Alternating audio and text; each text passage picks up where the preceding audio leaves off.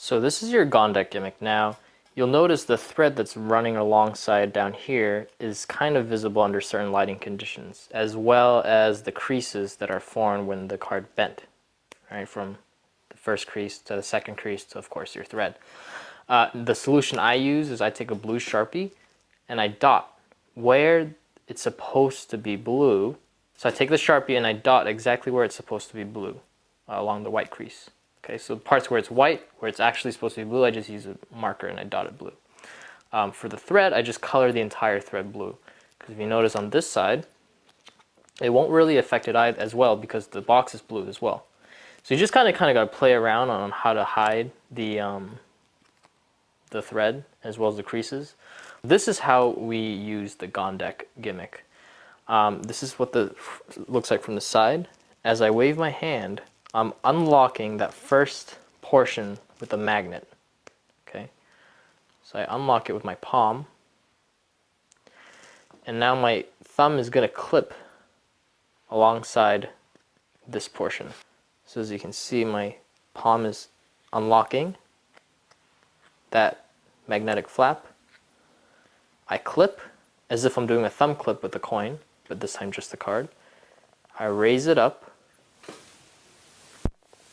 over, regrip, down. So now I'm in this position here. And the angles are pretty good. Okay.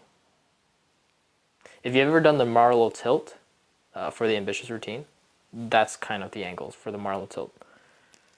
Okay, like this side is more or less kind of sensitive, not really, but this side is completely covered. And of course the front as well. And then now when you close it, of course, you just close your hand and you just release the flap. So this is what it looks like from the side. Your hand's empty, close your hand, boom. Of course, you can also drop the card. That works too, as well. There's many different ways you can go about, making the box vanish. Because of the thread and because how quick it is, I think this is the advantage with thread versus other ways of making a flap card. Thread moves much faster, much quicker, and especially if you make it correctly, it will last longer than the other methods of you making a flap card. Now, of course, this is not any regular flap card. Gondek is considered an advanced flap because, of course, as you can see, there's many different layers. Okay, but I mean, this is essentially it. This is the Gondek gimmick.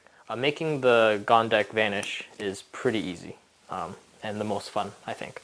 Making it appear is pretty tough. So when you're waving it over, you're going to unhinge the magnetic portion, which is on this side of the card.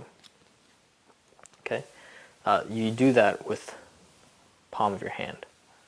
Unhinge like this from the front. They can't really see it. All right. Now when you go forward, your thumb is going to clip. Okay. Out.